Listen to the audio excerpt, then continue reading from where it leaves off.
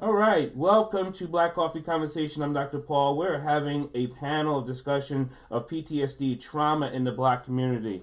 We are actively live right now, so I just want people to know that they can put in comments to my YouTube channel, to the Facebook channel. I probably won't get to some of your questions or anything like that, but please, who's ever on the panel, if you have a specific question for them, they're going to give their name and who they are, maybe how you can contact them, so you can talk to them personally, and then we'll just go from there. So please, I'm going to talk to my upper left, and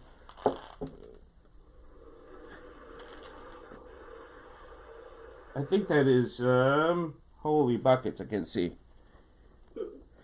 Dr. Jasmine. You're on my upper left. So please introduce yourself to the community and what you do. Okay, how are you all today? My name is Dr. Jasmine Ward. I'm in Arlington, Texas. I'm a public health professional and entrepreneur. I am the founder and executive director of Black Ladies in Public Health. We are a group of students and professionals, researchers.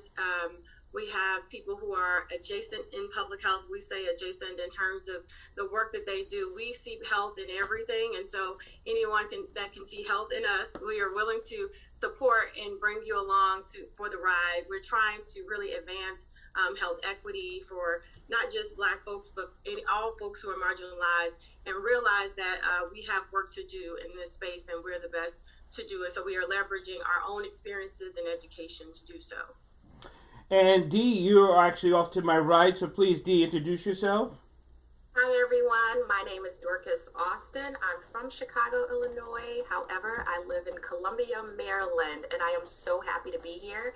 I am a psychotherapist. I've been doing this for about 5 years. I've been doing it full time for almost 2 years. My specialty is in spirituality. I help people integrate their spiritual lives in their personal lives. So I'm very happy to be here. And Dr. Vance, you are next to her, so please introduce yourself. Hello, I am Dr. Thomas Vance, and I am also a psychotherapist providing coastal responsive therapy at Concierge Psychology in Atlanta, Georgia. And I am a teaching faculty member at the New School for Social Research here in New York City. And it's such a pleasure to be here and with everyone else. And and Alexander, you're next. Well, good morning, everyone. Welcome. And I'm from the West Coast. I'm here in California. I reside in the San Francisco Bay Area. And I'm a licensed clinical social worker, a psychotherapist, and an organizational relationship coach. I'm currently the deputy director of the adult and older adult behavioral health system here in San Francisco. I oversee an array of services that include mental health and substance use services. And and one of my passions are working with people that suffer from severe mental illness. And I've been working across the age spectrum for the past 30 years, trying to make a difference in the lives of those in need. So today's conversation is really something that, with the couple of pandemics that we have, one called racism, the other called COVID-19, that we're kind of battling on two fronts. And so I'm seeing a lot of suffering, a lot of health disparities, and I'm happy to join the conversation this morning. So, and thank you. And Kelly, please, you're next. Peace and blessings, everybody. Kelly Little, Charlotte, North Carolina, by way of Philadelphia, Pennsylvania. I am an emotional wellness coach, fatherhood coach. I own and operate a executive leadership and life coaching practice. I'm in the community in Charlotte at the intersection of theory and practice, helping people to discover and understand who they are, while also helping people to realize that in this space of helping others, we also make ourselves vulnerable to trauma. And so understanding how we give from our essence and not from our, give from our excess and not our essence, so that we can help people be whole and actually function at optimal performance like they want to perform. Thank you. And Dr. Kelsey, please. good morning, everyone. My name is Kelsey Ball. I'm originally from Bermuda. I'm currently living and working in Washington, D.C. As a clinical psychologist. I'm also a yoga instructor. My clinical specialty was psychological assessment, so assessing and diagnosing mental health conditions. And I'm currently the director of behavioral health at Five Medicine, which is a telehealth company. And we provide medical, mental health, and other holistic services all virtually. So you can access treatment and services from the comfort of your own home through smartphone, computer. And you can always visit us at fivemedicine.com. We really believe that, wellness is not just physical, it's also mental as well. And we try to treat the whole person. I think that's what's really needed at this time. So that's kind of what our providers focus on. Thank you. And Dr. Powell, please. Good morning, everyone. I'm Wisdom Powell, and I serve currently as the director of the Health Disparities Institute at the University of Connecticut, where I also have a tenured appointment in the Department of Psychiatry as an associate professor. If I had to summarize my work, I would say over the course of the past 20 plus years, I've been working both as a scholar and an activist to bridge the divide between communities of color and health systems, but specifically focusing on the ways that racial trauma manifests in the lives of Black men and boys. In my prior role in the Obama administration, I served as special advisor on military mental health to Secretary of Defense Leon Panetta. And so I bring those schools of training together and experience together to serve the Black and brown communities in our country. Thank you. And Dr. Jasmine, please. Oh, I've gone already. Thank you. Oh, where am I? Dr. Hammond. Hi, everyone. I'm Dr. Nikisha Hammond. I am a psychologist. I live in Tampa Bay, close to the Tampa Bay area of Florida, and I've owned a private practice for the past 11 years. I'm also the past president of the Florida Psychological Association, and I do a lot of work with the media and speaking, trying really to reduce the stigma of mental health, particularly in Black and brown communities.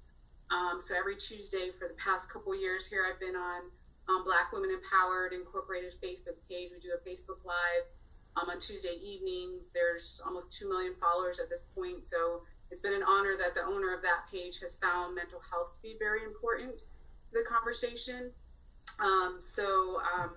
Yeah, I'm really excited to be here as well, because obviously these are very critical conversations right now that's needed. And Sanika, I hope I pronounced that right. You're next.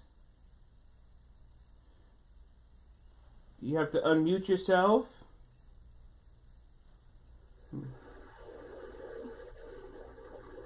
Tanika? Let me see. Can you hear me? You're next.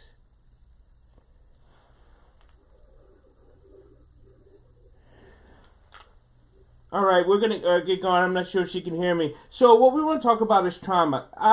What do you guys think? We know we are in a trauma state. Well, excuse me.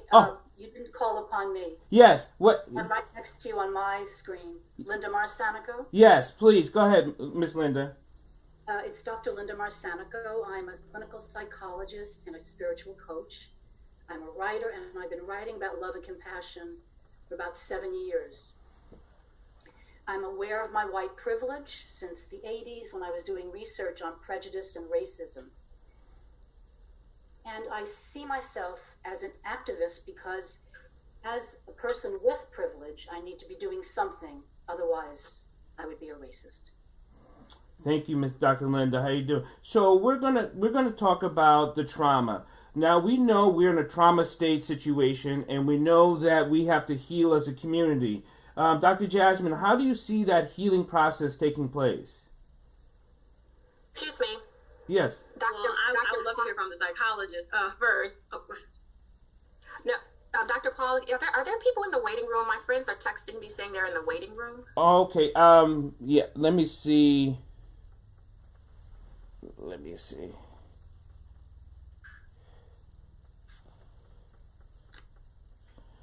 I apologize. There are people in the waiting room.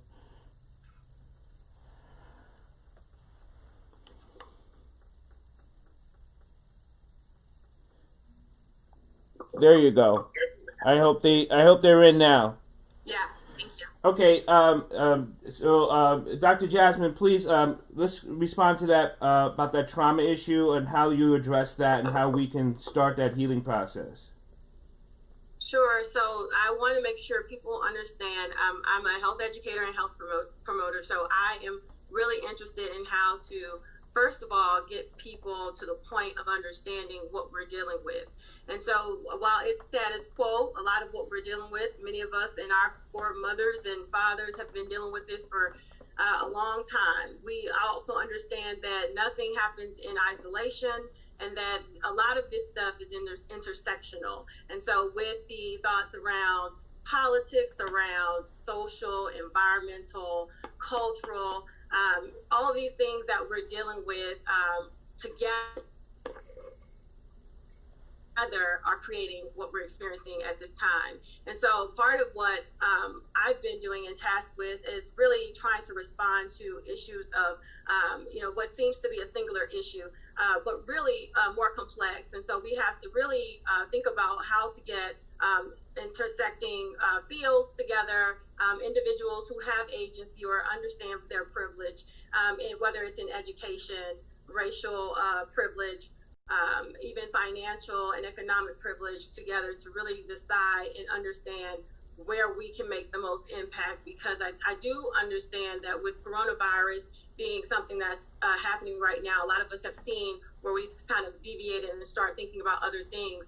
But in fact, they are one and the same. We are dealing with issues of racial inequities and thinking about that and how they contribute to our health disparities that we're seeing. So I find that one of the things with education is that we undervalue it, but it really is something that is the first step in us even getting to the root of the trauma that we're experiencing, and we should not own it as something of our own, but also something that has happened and has continued to happen and allowed to happen under the veil of advancing, which a lot of us have recognized, I think, at this point, that we are still very much fighting as the days of when we arrived to the shores of the United States, that we are still fighting for freedom. And so that's a real concern that we have kind of lost sight of some of this stuff. And Dr. D, how do you approach that trauma that we are having? The same question to all of you. So, what do you think about it? Because we have to face it, we have to understand it. So, how do you approach it, D?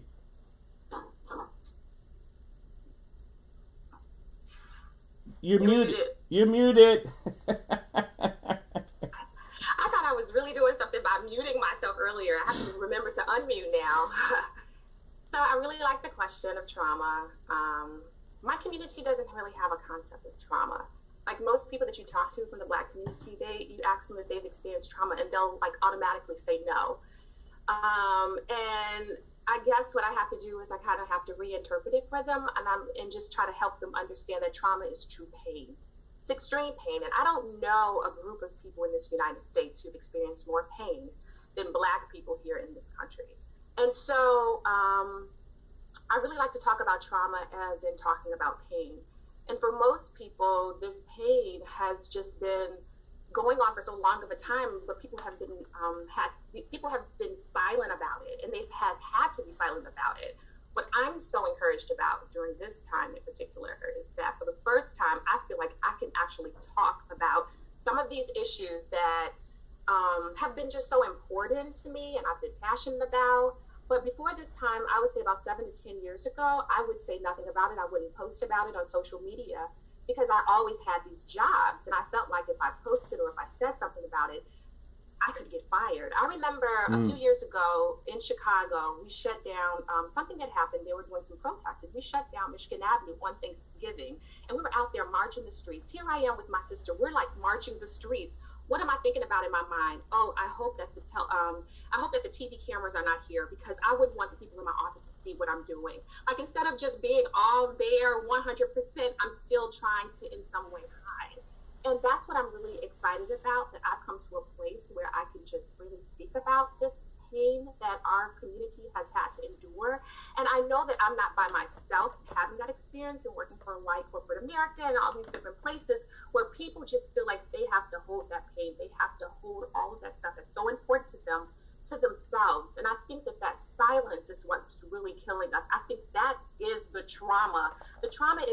all gone through these experiences that are hurtful. But then again, we can't even process it. We can't talk about it because we're just too afraid. Thank you. And Dr. Vance, you're next, please. Yes, I think it's a great topic to talk about trauma, and like Dr. Austin, it's really complex. And I think we have to be really more specific with our language when we talk about just trauma. So the lens that I will be talking more about is racial trauma. So when we talk about racial trauma, this is a form of just racial-based stress. It refers to Black or people of color or Indigenous individuals. Their reactions to dangerous events, real or perceived experiences of racial discrimination. And these racial or traumatic experiences may include, threat of harm and injuries. This may include just humiliating events, witnessing racial discrimination, and this can be related to issues such as post-traumatic stress. But still, this race-based stress, this racial trauma, is really unique. And the reason why it's so unique is because it involves ongoing individual and collective injuries due to exposure or re-exposures of race-based stress. So this is continuing. That's what makes it a little bit more complex, and it both has physical and mental impact. It impacts our psyche by being hypervigilant, threats to nightmares, symptoms of anxiety, irritability, sleep disturbance, kind of similar to post-traumatic stress like disorder. But this is all rooted in the race-based stress specifically. So when we talk about healing, how does one heal or reduce symptoms? Again, it's complex. Why? It's because we are challenging our racial wounds that occur over a collective of years. And this is including historical trauma from different generations that get passed down from generation to generation. And this could be treated through individual therapies, group therapy, and also community engagement like this by talking about these different types of issues. And also coping strategies that we can all do in our own personal life. And such as, talking to others. How do you experience this? How are you feeling with this type of challenges? Something that I really like to use, especially with younger people, is actually racial socialization, or the messages received by individuals about their racial group or membership from their friends, their families, and their loved ones. This creates a more positive regard of one's individual racial identity. Another one is just acknowledgement. Let's actually just call this out, as Dr. Austin was talking about the pain. So acknowledging that pain, talking about that pain, is one of a powerful tool is to have awareness and insight about what is actually experiencing. And another area is setting boundaries. How does one create boundaries and engaging in triggering conversations to gain control of your own mental state? So this can include, putting boundaries of discussion where racial discrimination or harm is happening to us. And then lastly, I would like to throw out is just having cultural responsive therapy. That's a little bit different than just overall therapy. It's best for people to find a therapist or clinician who is culturally responding to their culture, their identity, their race, their religion, their spirituality, so many different parts of us. It's really important for a clinician to respond to. So this is one way of this addressing racial trauma and our psychological well-being. Thank you. And Mr. Alexander, how are we going to face this trauma as a community or as a single person? How do you attack it yourself? Well, first of all, it's individuals like Dr. Vance that give me hope. And when I think about all the challenges we face, especially in California, in the Bay Area, that in San Francisco, African Americans comprise about 5% of the population, but make up close to 40% of those seeking services in mental health. And so one of the challenges I have in terms of my clinicians is that most of them do not reflect the population that they serve. And so it's really difficult and a challenge to have someone to have the compassion to be able to have the empathy and put themselves in someone else's shoes. It can be done, but you attack it with training, but also with recruiting, folks from the community. One of the things I see is, that gentrification is set in, especially in the cities of Oakland and San Francisco, and we see, when you look at what does a typical homeless person look like in San Francisco? It's actually a black person. The other thing that we look at is the health disparities. So black people are dying at a much higher rate than any other of the population. And right now, when we got the coronavirus on the front and also racism, that we're just peeling back the tip of the iceberg right now. And so really it's being able to understand what trauma black folks are going through. And one thing I think about is that each day there's microaggressions that happen towards many of our clients that we don't even think about.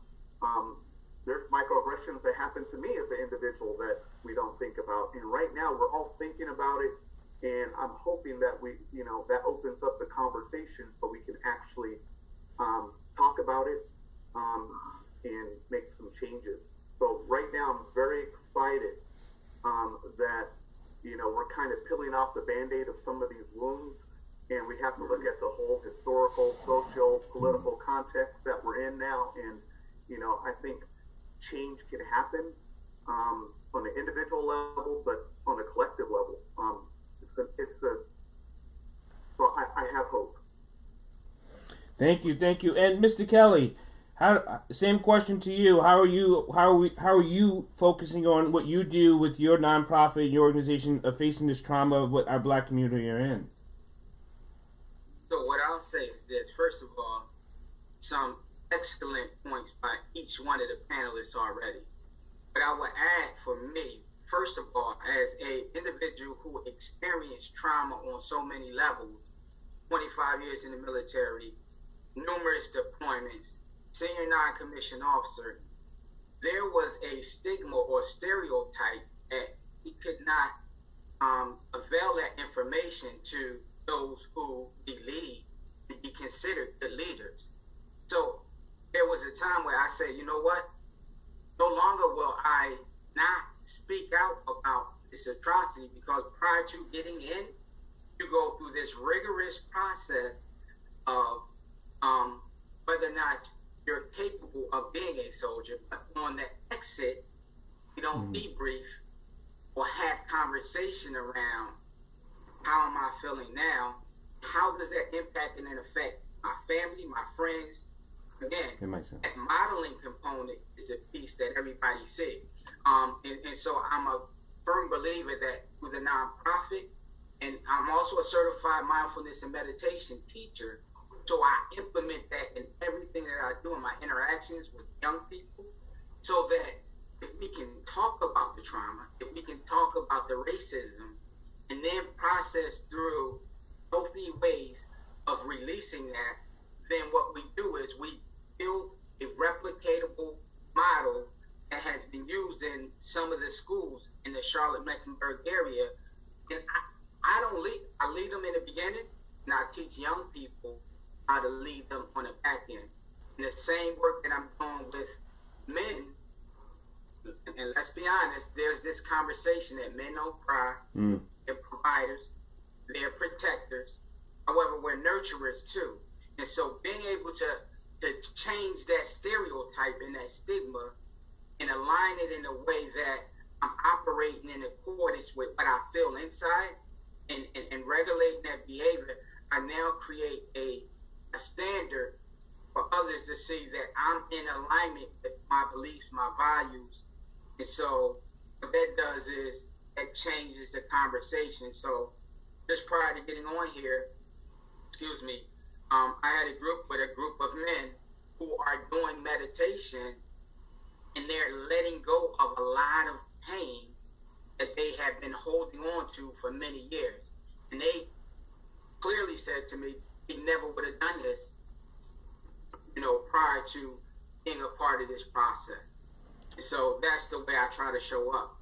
A lot of times we look for the gusto as opposed to dealing with things on the level that we're on right now and modeling that behavior and expectation.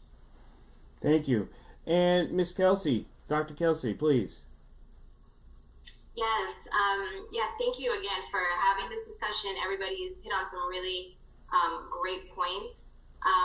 And the idea, I think, of trauma and racial trauma specifically for me is very interesting because as I said, I grew up in Bermuda, which is a predominantly black country, black island. So I'm in the majority. So for the first 18 years of my life, you know, racism, racial trauma wasn't something I even remotely considered. It wasn't something I faced on a daily basis.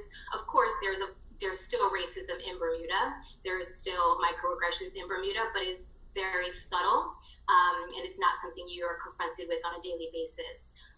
So then, in moving to the United States for college and grad school, literally almost the first few months in this country, my eyes got open. It was kind of like a reality check, and I started learning more about the history of this country, and I felt myself as I was experiencing these microaggressions, as Mr. Jackson mentioned, and just getting confronted with all these subtle hits on a daily basis.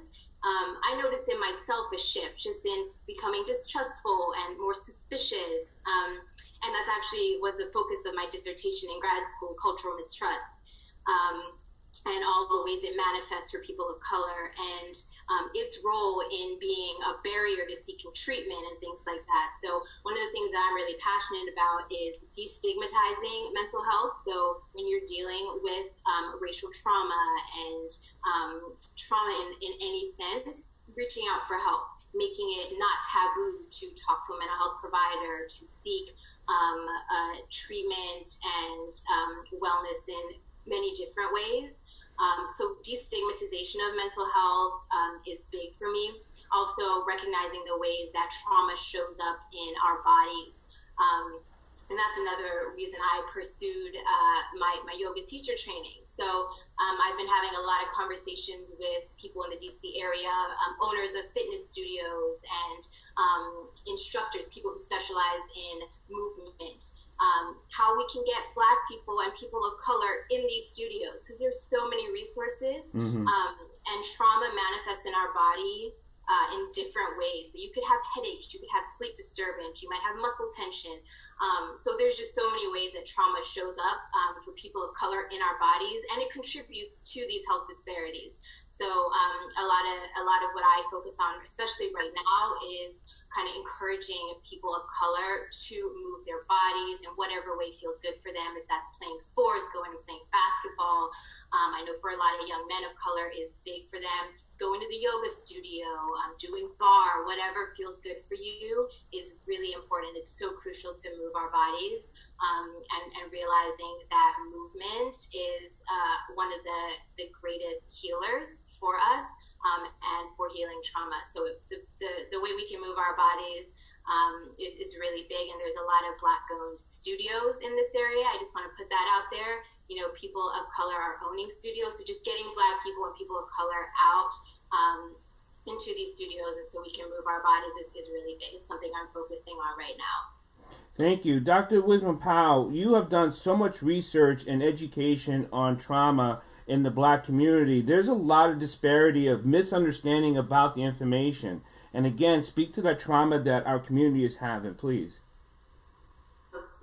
First of all, thank you for this opportunity, and I've really enjoyed the conversation that's taking place so far, and I won't repeat points that were really poignant and already made by this esteemed group of leaders, but what I will say is that when I think about trauma, I often have to go back to text and information that have inspired me and reframing and conceptualizing. And so I like to use Edwidge Danticott's breath, eyes, memory as a place for us to start when we think about healing from trauma. First, we have to breathe, literally. I wasn't surprised by the fact that we are now having conversations about breathing in our community, given that Eric Garner couldn't catch his breath, George Floyd couldn't catch his breath, and now as a community, we're collectively trying to catch our breath. And we have to remember. So I do a lot of work across the globe, and one of the spaces I work in is in Kigali, Rwanda, and I'm reminded that in that community, after the genocide against the Tutsi, the push wasn't to forget. The push was to remember, because trauma marks the body and the spirit. It reminds you that an injury has taken place here. And without that bodily recognition and reminder, we might not even be aware as pointed out that we are being traumatized.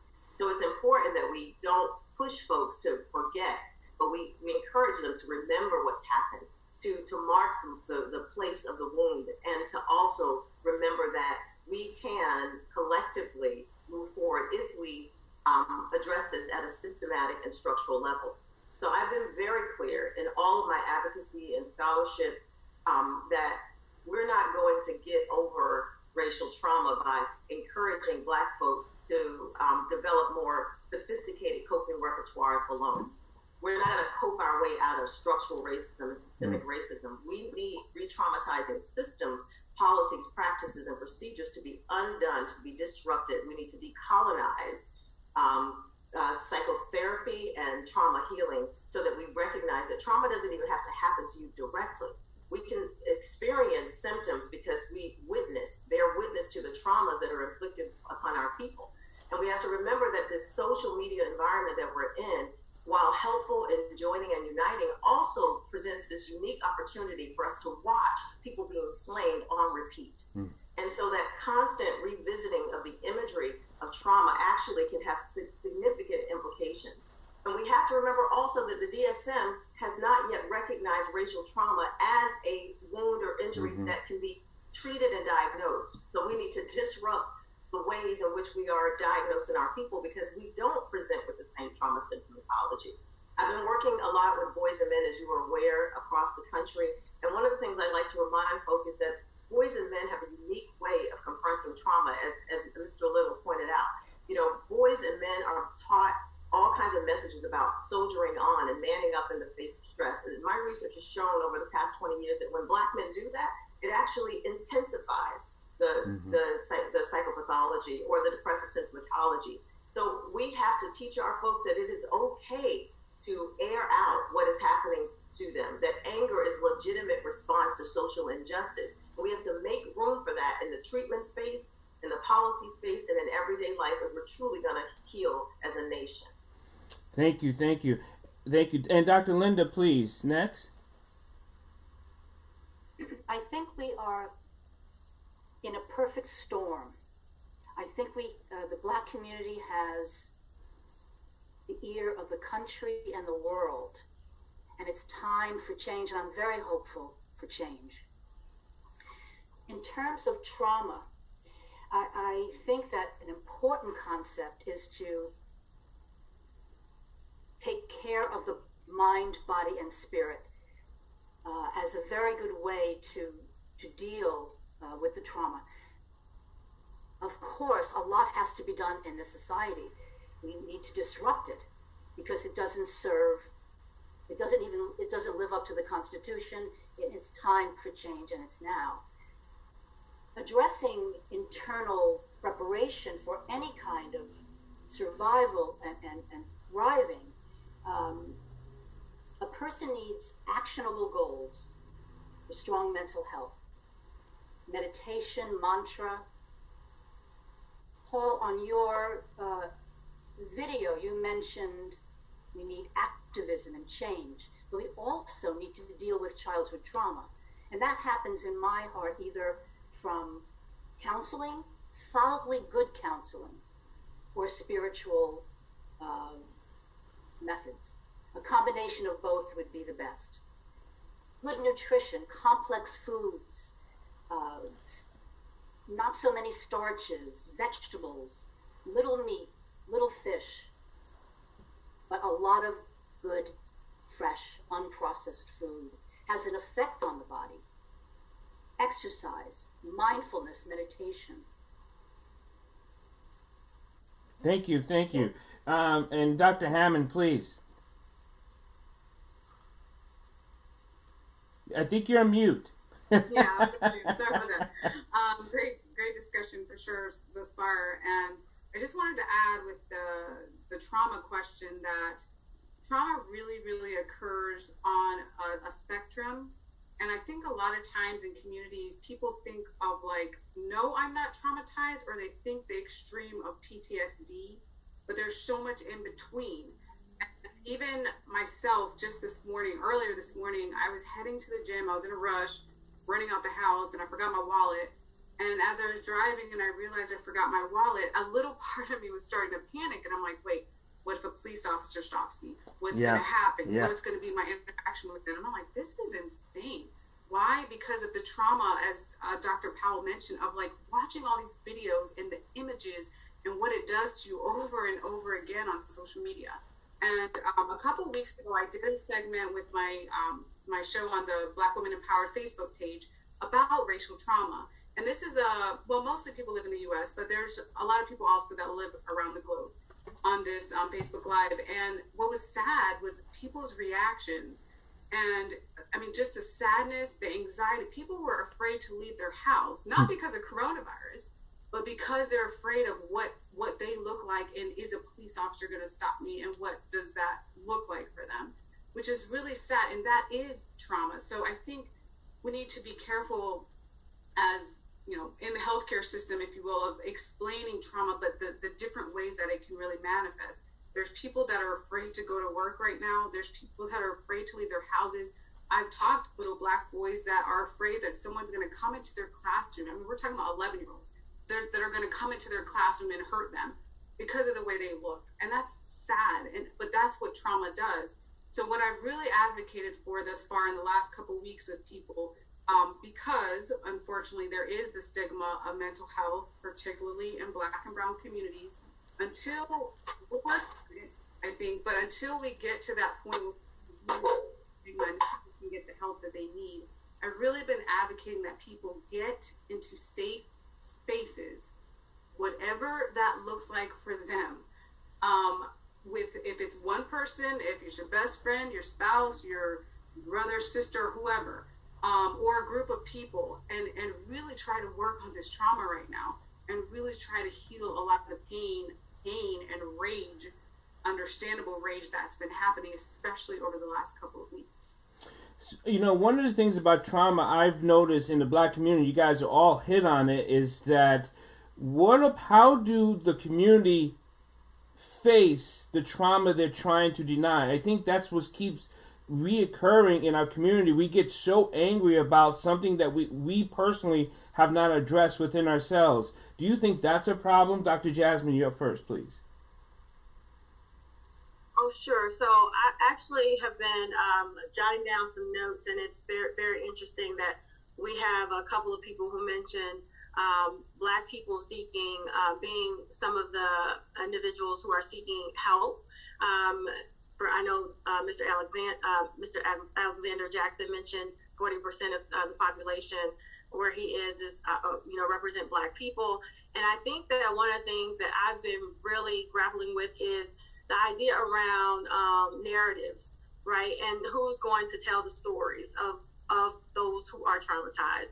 Traumatized folks typically are, like I think Dr. Austin mentioned, if you're dealing with it and you're in the midst of it all the time, you really can't catch up with whatever it is in order to deal with it and to actually tell people the experiences. That storytelling is so important for us because it is a part of our healing process. We know that the arts is a very important piece to our healing. And so when we think about just being able to tell the stories of why, for those of us who are traumatized in this public health space, we knew that coronavirus meant something for Black people that maybe most people didn't realize.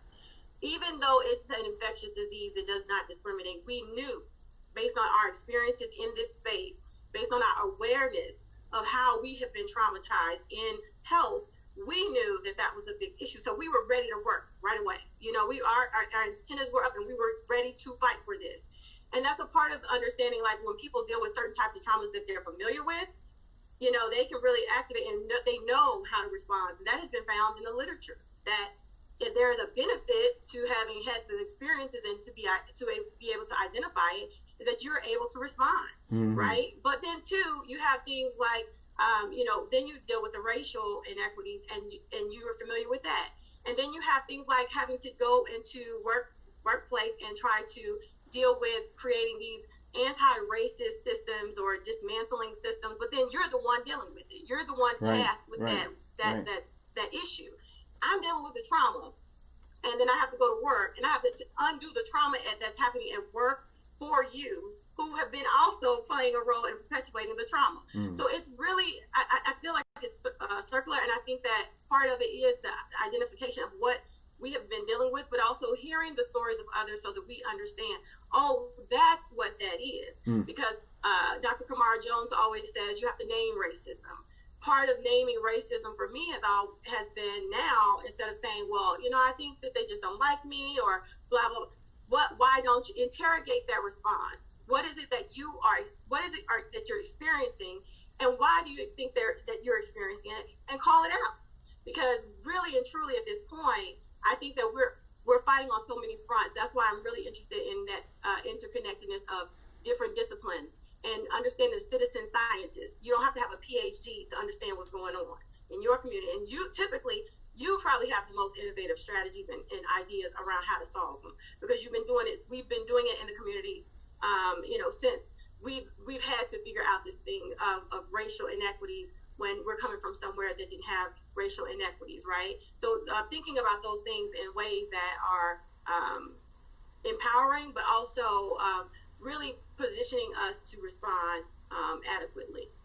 I want to thank everyone for joining us in this conversation, because I just know that mental health and emotional health and physical health in the Black community, we tend not to address personally unless we're so far gone that we have fallen apart. Dr. D. Dorsha, tell us about how come it's so difficult for Blacks to come in to get mental help that you have found that we need to address as a community also. Yes, I'd like to actually take both of those questions, the first one and the second one and the third one, and just say we have not addressed trauma within ourselves. Black people have experienced trauma, yet the trauma that we've experienced somehow has been normalized. We've been desensitized to it.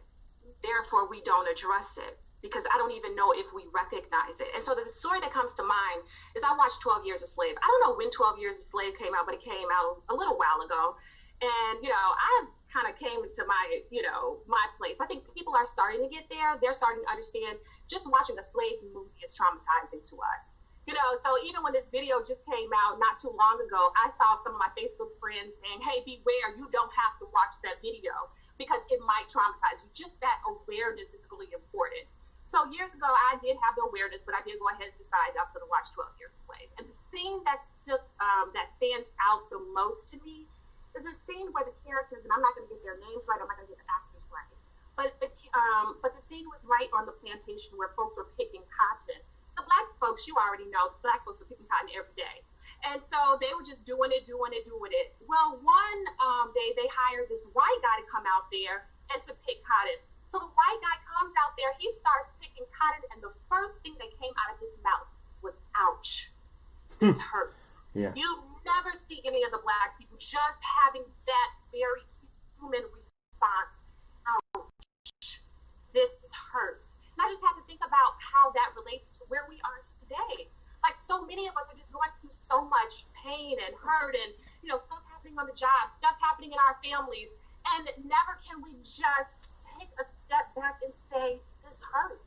Because we've just been so desensitized to that pain. And so what I think that we need to do is we need to desensitize ourselves to pain, to fear, as Dr. Hammond was talking about, to all of these negative emotions where we can feel it deeply again. And after we become aware of those emotions, then we can begin to process.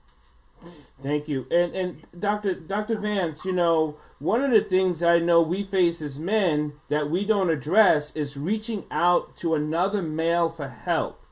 Is that something you address yourself and when you're dealing with the trauma that Blacks are going through or Black Americans going through? Yes, I think it's important to first recognize why we don't reach out and talk. One is socialization. The minute we're born, we're socialized not to do that. We're socialized, and it's kind of interesting growing up as a Black man in this country. We're so close and vulnerable with each other up until we're actually in middle school. We're touchy, we're feely, we like to give hugs, and we're so expressive. And then over time, we learn that that's not what you're supposed to be doing. You're not supposed to be saying, I love you to another man. You're not supposed to say, oh, I miss you, or, oh, my feelings are hurt because you won't hang out with me. So part of is really just socialization between just Black men of these rules that we have created and reinforced with each other over the course of many, many years. And when we talk about, again, trauma, I think sometimes we forget that we label trauma sometimes as resilience, to be able to really recover something really fast. And we get praises for, pushing through those trauma. And it's like, wow, you're so resilient. And resilient is not really a choice. It's this adverse response that happens, and you have no other choice but to recover quickly. And I think that's something else that we really need to focus on is this resilience is not this great thing, but when we talk about socialization with Black men, we're taught that. So things that I really do is really break down and let Black men know that we've really been socialized to do this. This is not new. That socialization key is extremely important. The minute we're born, we're giving a football in the color blue. That's socialization. That's trying to point us in a direction of what we should be doing, whatever that should mean. And that takes and it sticks in our psyche for many, many years, and it interacts, it shows up in how we interact with each other. So recognizing that, practicing how to check on each other is an important skill that we have to develop. In the Black community that I'm a part of, usually if something's going on with another guy, somebody says, oh, I'm really hurting, I'm really sad. Our response is, oh man, that's real bad. And it's just like, well, what else? Let's unpack that. Let's go a little bit deeper. Let's figure out. But again, our socialization, our language needs to be developed in that area. And it takes practice. I think sometimes we think that, once we recognize or gain this awareness, that we're supposed to just get it overnight. And that doesn't work that way. It takes practice and recognizing that, oh yeah, I have been socialized in this area. Oh yeah, I do have some shortcomings that I have to personally work on. If you have the emotional availability to even go in that direction, because we're still dealing with the rest of the world and the traumas that we are personally being involved with. And Alexander, one of the things I think, do we feel guilty being traumatized? Do you think the Black community has a guilt to this or feel guilty? Well, I would agree. I think one of the biggest challenges is that, all this talent that has left the Black community, that, when we think about manifest destiny and the pursuit of life, liberty, and happiness, that a lot of the individuals, including many of us on the panel that have experienced some degree of success, that the communities that we grew up in, we've left. And that what we have are folks that are left that are challenged, that over the years, the structural racism that I look at in terms of, that there's many individuals that had a grandmother or an uncle or someone that owned property in their neighborhood that was a family home that they could return to. And now we don't see that. What we see are, the divide between the haves and have-nots is even greater.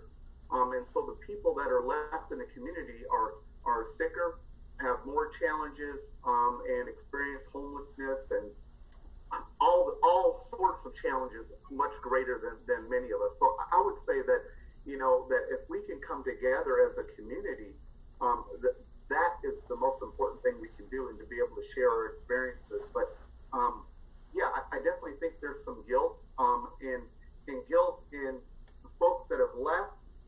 It's time to give back, and that's sometimes easier said than done. But I think some of the ills that we're facing are just the fact that, we try to be more like the dominant culture and move away and succeed. But you know what? That kind of goes against what our ancestral roots tell us, right? That we're stronger together.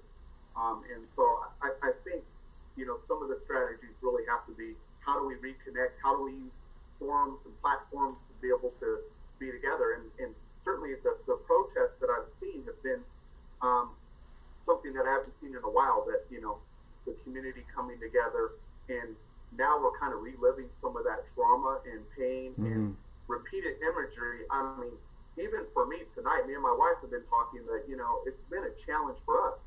We wake up at night, we're experiencing trauma. I have two boys, 12 and 9, and, I sometimes find myself, just worried about them. as I worry about myself, our safety. So, yes. You know, I remember growing up, and I remember when those in Atlanta, those black boys were being taken. It was around 1977. A lot of those, my mother said the same thing. She's like, she didn't want us to go out living in the Bronx, and if we wasn't around our family or our cousins, we had to move in a group. And even if we moved in a group, that's when we felt so safe. And I want to really jump to Dr. Powell here and talk about this generational trauma. It has affected us in so many ways. Could you talk about that? Thank you for the question. One of the things I know for sure is that trauma that's not resolved in one generation gets transmitted to the next. And there is a lot of emerging evidence to affirm that at the cellular level, we're transmitting the traumas that we've experienced. At the epigenetic level, we're transmitting the traumas we've experienced. So if we don't do the healing now, our children and their children's children will have to do it for us.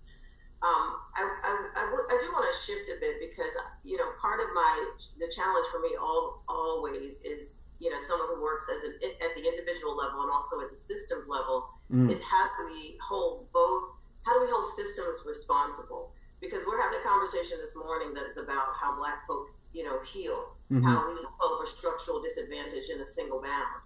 And we're not superheroes.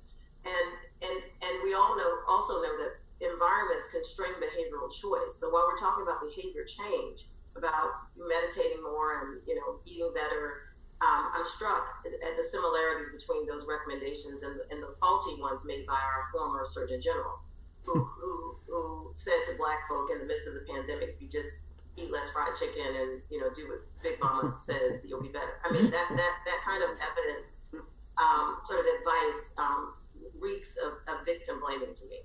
So I'd like to talk a little bit more about how we have enforced systems change that can create therapeutic landscapes where Black folk can heal, grow, and thrive. So that when I do my yoga, I'm inoculated, long term from the stress and exposure, because the exposures stop. But as long as the exposures continue, then any behavior change efforts we make will be thwarted. So I just want to lift that up. That when I'm in a space now where I want folks to put their money where their racial justice statements say they are. I want to see policies change.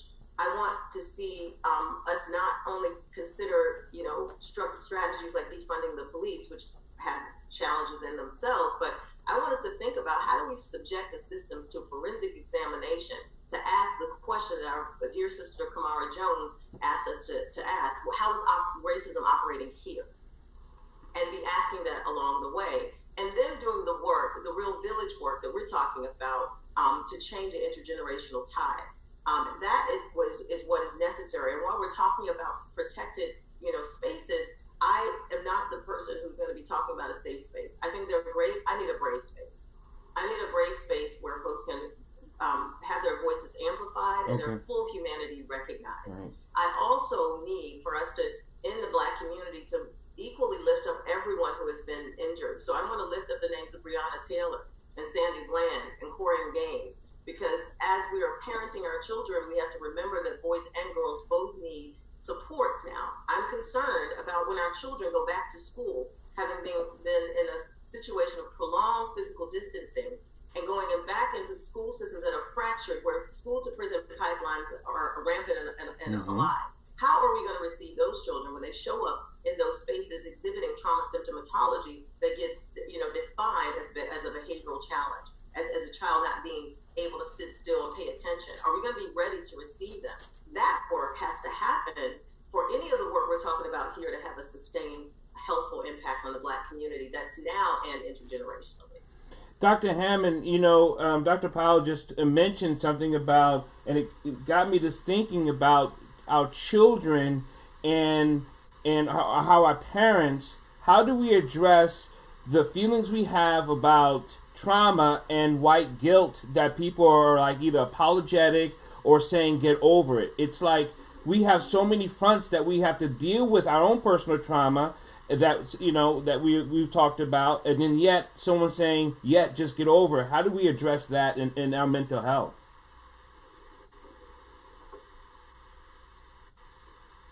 there I go, I'm mute again.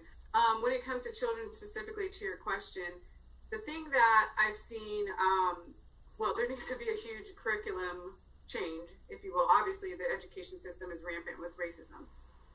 But particularly with preschool, let's say, I feel like a lot of the curriculum base, which is a start, is about empathy, it's about kindness and social emotional learning and those types of factors.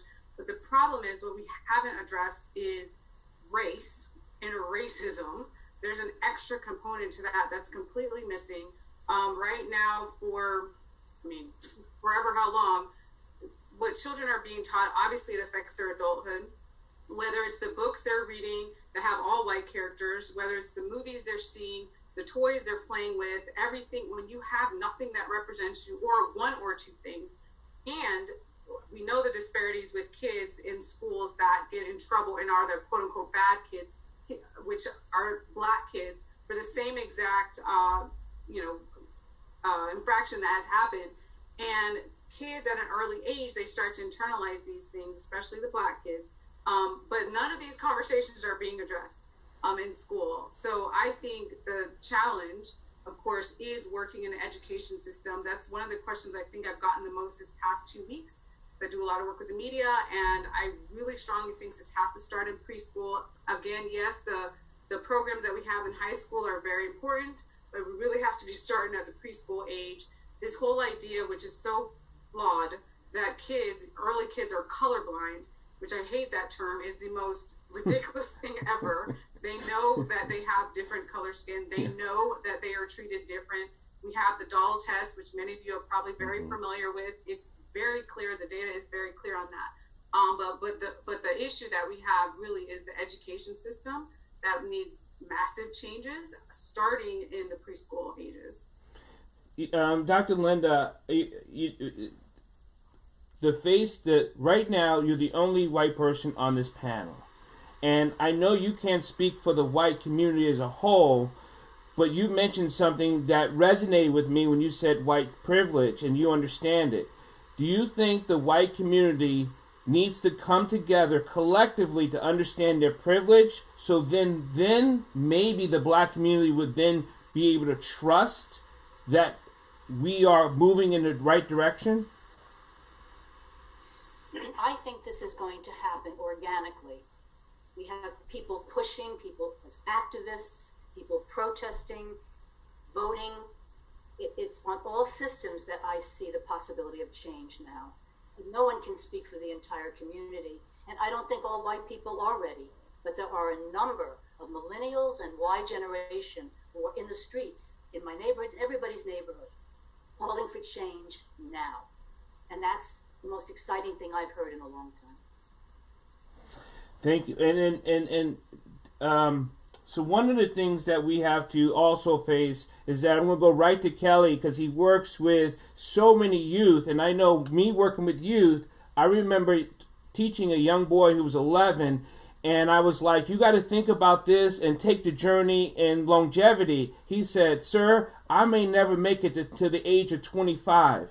How do we keep addressing that with our young boys emotionally and mentally in the spaces that we can do? How do you do it?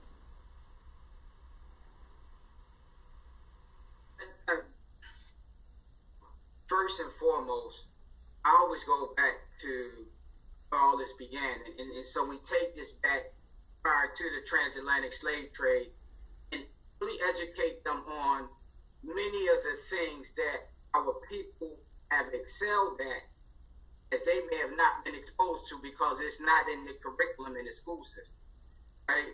And so when you begin to break down a lot of the strengths that are inherent in them and that trickle down based on their DNA, the same way we're talking about DNA being impacted by trauma, there are so many good indicators that's also being passed down through DNA as well. And when you can convene that to them, and I'm a person, I will always be honest, transparent, and explain my story. I was just like them. I didn't think I would see 18. I had 3 master's degrees, I almost finished my PhD, excelled in the military. And so, in the spirit of Ubuntu, I am them.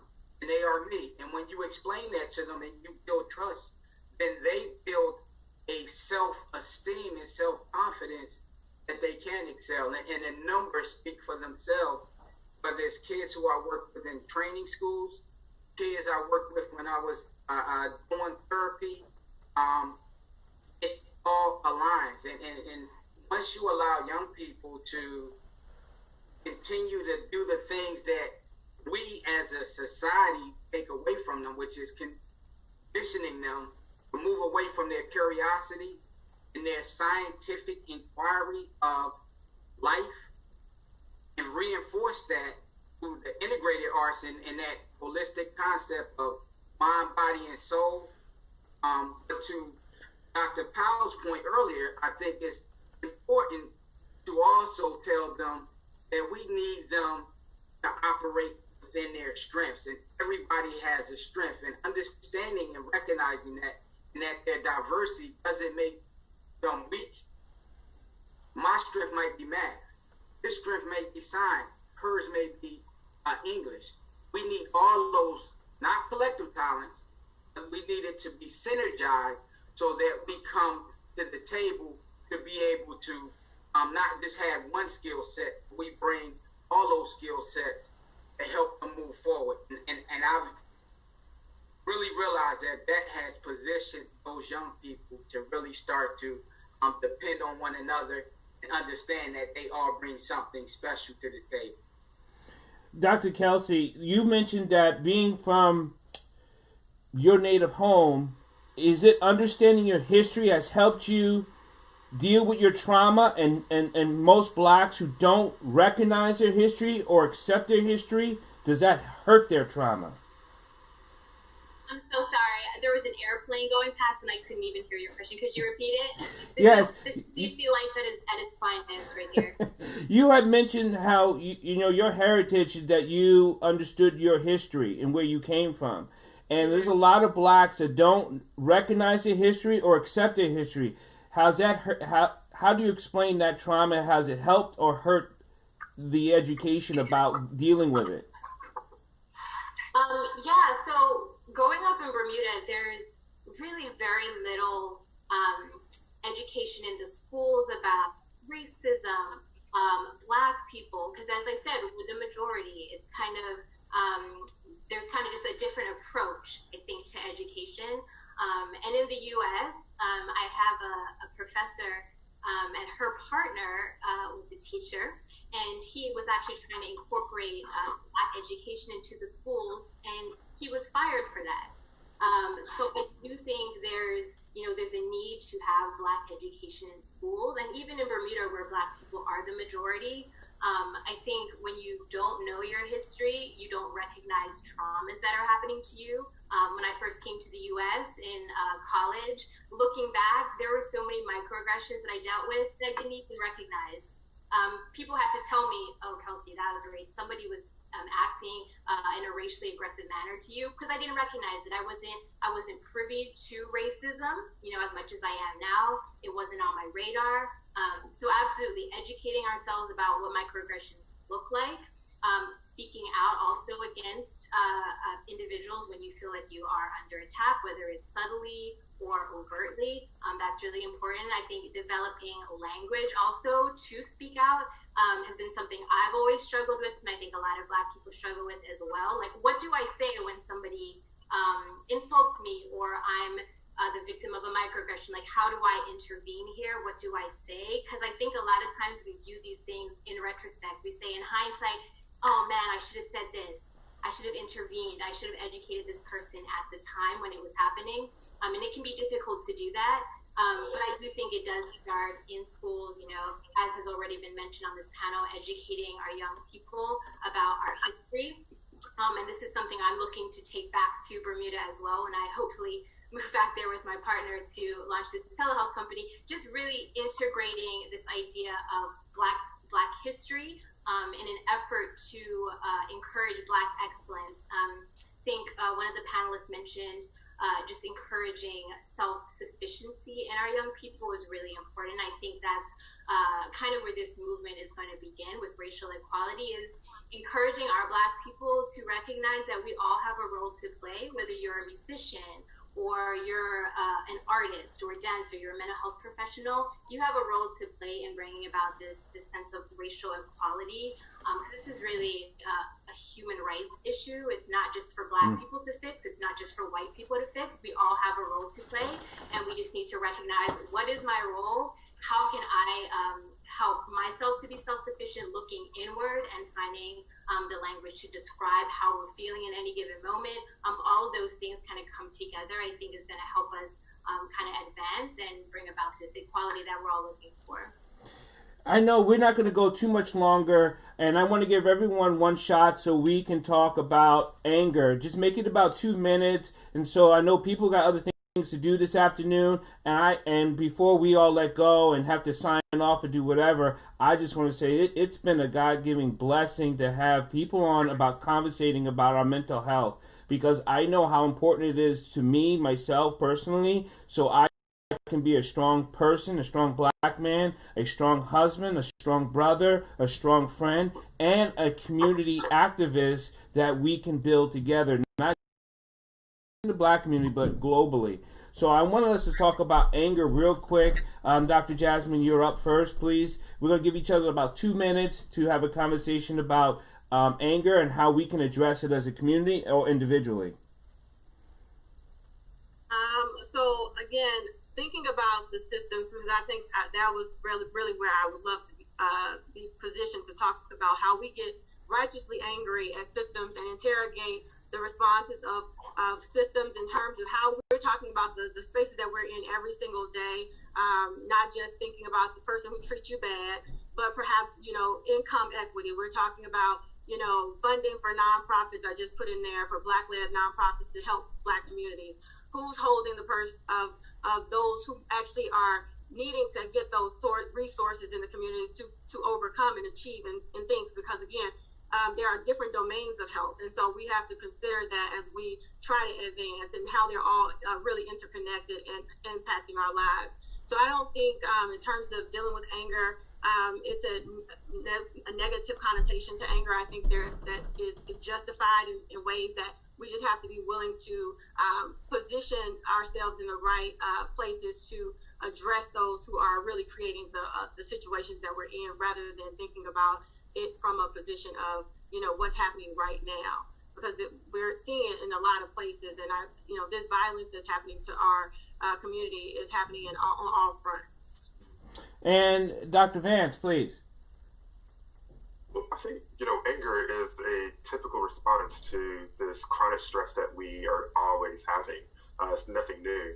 I think it just comes out in a wide variety of way of a response to frustration and also grief and loss. The loss of opportunities and grieving the opportunities that we wish we could have had due to a system that was intentionally created in this specific way. Other times we like to say the system is broke, but it was created to operate in this type of format. And I think people have the right to be angry. I think it's okay to be angry. I think a lot of times we try to shift the narrative that we shouldn't be angry, which again is a way of policing our emotions. And I think we have to be very careful when we talk about anger, that we're not angry just because we feel like it. We're angry because something is impacting our rights, our freedoms, and our personal well-being. And Mr. Alexander? Mute. We all do it because we don't want background noises. All right, I'm back. I said that that anger is justified. That in love and community, that rage is necessary. But the other component to that is self-care, and so that we need to make sure that we remain spiritually grounded. That can include prayer. We spoke of meditation, mindfulness, whatever works to help restore what is well with you. And then the other thing is that we should sometimes take breaks from social media. Although we're on Zoom, sometimes too much exposure isn't healthy for us. So we need to know when we need to take breaks and let others replenish us, and so ask for help. And so I think all those things need to be integrated so that no matter what level you're talking about, if you're talking about the individual level or if we're talking the family or neighborhood level, that we can support one another and not self-destruct, not implode. So that's my takeaway. Thank you. Kelly, please. Mr. Little? I'm going to do something really different. So instead of responding to that, I'm just going to tell y'all a quick poem. If we build as we climb, then what are we building this time? Our mind can't be confined to a physical place or time. I understand that our assignment is divine. Before I grind, align, educate, ignite, and transform. Understanding that new dreams should be born. Disenfranchised, exploited, and extorted. Reconditioned to economically empowered. Working together and supported. Eradicating, once again, is important. In order for us to eradicate, we all must link up and intertwine so that we can change this thing that we talk about, anger, because anger is a reaction, but it doesn't always have to be a bad reaction. It's how we use it as fuel to position us to make the necessary changes. I think necessity is the mother of all innovation. Thank you. Thank you. And Dr. Powell, I'm going to come down to you. So thank you for the question. So I want to say this, that about anger, and I've written a lot about this precisely because I think that anger's gotten a bad rap. And also I think we, revisionist historians will have us believe that anger has no place in social movements, when in fact, if we revisit history with a clear eye, with a third eye, then we see that actually anger was at the root of every civil rights movement in this nation. Every significant civil rights gain that we have achieved has come about because people got angry. Dr. King got angry before he went to the mountains. And we like to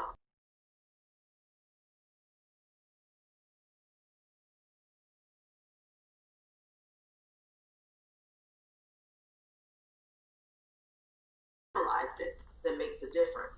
And if any group of people are equipped to catalyze anger and brown folk, because despite what's happened to us, we are still civically engaged. We vote every day. We take our children to school. We participate in our communities. So we know how to catalyze anger into productive action. So that narrative has to shift about Black folk just getting angry, because we know how to, and we've demonstrated that we have that capacity. But what I would like even more than that, than having Black folk figure out how to catalyze their anger, which we're doing, is to have other folk, white folk, be comfortable sitting, as I've said, as president of the American Psychological Association's Division on Men and Masculinities. We have launched an initiative around holding space for boys and men of color, because we want folks to be able to sit in that anger and that frustration and absorb and experience it, so that we can build the empathy muscle that's necessary for us to move the needle. We have to, while we're fighting those necessary fights and we're catalyzing anger, we have to remember to pour love back into our children, who again are bearing witness to these things, so they can learn how to catalyze anger. But more importantly, we have to have folks get comfortable with being uncomfortable. In Jewish families, there's a tradition of sitting shiva. Yes. During the period of mourning. Yeah. And how about we all sit shiva for a minute and allow Black folk to exercise out of their systems, bodies, and minds centuries, generations of pain, frustration, and trauma. Oh man, you hit it right on the head. And I know with the practices I do sit in Shiva, but it's a different type of meditation. I so agree with you. Dr. Hammond, please. Yeah, I would absolutely agree with what has all been stated thus far. As far as anger, definitely there's a right to be angry, understandably. So for those of you who may have seen it, Trevor Noah, he had a video that went viral about how this idea of protest, because there was this idea at the beginning of the protest a couple weeks ago of how you're supposed to protest, and you're not supposed to be angry, you're not supposed to do this, you're not supposed to do it that way. And it's the same thing when it comes to anger. It's actually really good. I would highly recommend it. It's about 18 minutes long, but highly recommend it. And it's about social contracts, and it's the same thing when it comes to anger, particularly with Black people. You're not supposed to do this. You're not supposed to do that. But the reality is, as far as mental health and as far as healing, especially racial trauma, you absolutely have to process anger, and not sweep it under the rug, because we know when you start sweeping emotions under the rug, they come back to haunt you in some way. It will come back. And as we talked about earlier with the body and trauma and anger, suppressing all of that, it will come back. So I'm elated right now that we're, I think, finally starting to get into that dialogue and acceptance a bit, that people are allowed to be angry and not be superhuman, and just sweep everything under the rug, and just really, again, continuing these dialogues. And Dr. Linda, please, you're next. I would say that anger is a normal response to a racist world. Having said that, it needs to be directed into action, which is what we're talking about today. And I think on the personal level, it needs to be understood, certainly expressed, healed, the grief and loss. On the community level, we need a lot of activism, which I'm hearing about today, and I hear a whole lot more of the last month or so. Expression so that individuals can feel their power. We each are so powerful, and we have, as has been said today, unique talents that the aggregate needs. A country that doesn't respect the talents of its people is a very weak country indeed. And we can do much, much better than that. Thank you so much, and I agree. Dr. Kelsey, you're next, please. Yeah, I definitely agree with the fact that, Black people have a bad rap when it comes to being angry, even if we're fully justified. And I'm actually writing an article right now, and I'm writing about, back in the 60s, a lot of white psychiatrists coined this term protest psychosis. And it reminds me about what's going on right now. And protest psychosis, just that term is so pathologizing, right? So it's basically saying that, anger and the outrage that Black people are experiencing is a syndrome, and it needs to be cured or fixed, instead of just felt, right? So again, pathologizing Black people, Black responses to an outrageous situation. So I do think that people of color have the full right to feel angry, outraged right now. And again, as was stated, that anger also needs to be directed into action. And it's been interesting going down to the Black Lives Matter Plaza downtown, seeing how Black people are doing that. I think that's a really great space and a nice forum for people of color, and even people who are not of color, to go out there and express themselves, have the freedom to do so. I think all that's really important. But again, just re-emphasizing that it is okay to be angry. If you need a space to process your anger, please reach out for help. Don't suffer in silence, because things that we don't talk out, we end up acting it out. So just processing your anger in a healthy way. And Dr. D, last but not least, please.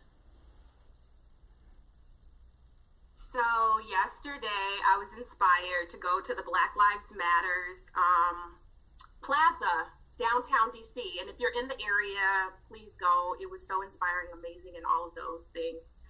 But I saw a sign there, and I had to take a picture of the sign, and it says "Silence is violence." And typically, I've been hearing that floating around for the last 2 weeks. It typically is addressed to white people, saying that if you stay silent, you're going to do violence basically to the community, to social progress. But I took that sign to mean silence is violence to the person who is being silent. Yes. It's violent to ourselves. It's causing so much internal turmoil. I just feel like anger, like everyone has already stated, is not new for us. Some people just got angry a couple weeks ago. I think that most of us on here have been angry for a long time, but it's time for us to stop suppressing those emotions and let them go ahead and bubble up to the top. Because if we don't allow them to be expressed and released, then we are going to experience the depression and all those other psychological issues that we want to prevent. So let's go ahead and let it bubble up to the top, because silence is violence to ourselves. I looked at anger as like a relationship. I think this is a relationship. If you look at it as a marital relationship or friend relationship, but if we definitely look at it as a partner relationship, that I never understood my partner. My partner, I felt, never understood me and what I've gone through or what I've been through or who I am. So how can this relationship ever be strong enough for us to proceed down this long path of unity? And I think as a community, we've never been understood. We never understood the other part. We've never felt like we've been understood. We've never felt like they ever looked at us as human beings, as civilized people, as smart people. We always seem to want to assimilate and to associate, and they still denied us, and yet we're angry. So for us not to be angry, we have to be convinced that our partners, whoever those partners are, understands what we are feeling, what we are going through, and allow us in that open space to express ourselves. I want to say thank you so much to my panel and to everyone who is watching and will share and talk about this. This is not the last of our conversation. If anyone wants to say anything before we sign off, please just do raise your hand. Otherwise, I am so overwhelmed, happy. My wife is extremely ecstatic. She's watching and she's just like, she just loves it. So please, anyone has anything last to say before we sign off? Go ahead, Ms. Jasmine, Dr. Jasmine. Yes, I wanted to just mention that Black Ladies in Public Health is putting together a memorial for Black people who have died of COVID-19 in the United States. We have organized over 1,000 names and faces and stories of people who have died. We are representing a large percentage of the population. And again, we're talking about lives lost, cultural respect for those individuals, and a lot of the rituals that we had were no longer in place, with the exception of George Floyd, as we saw. So really and truly, we have to think about not just losing lives, in one instance and not others. We are constantly being inundated with loss, and so the website is unitedmemories.com.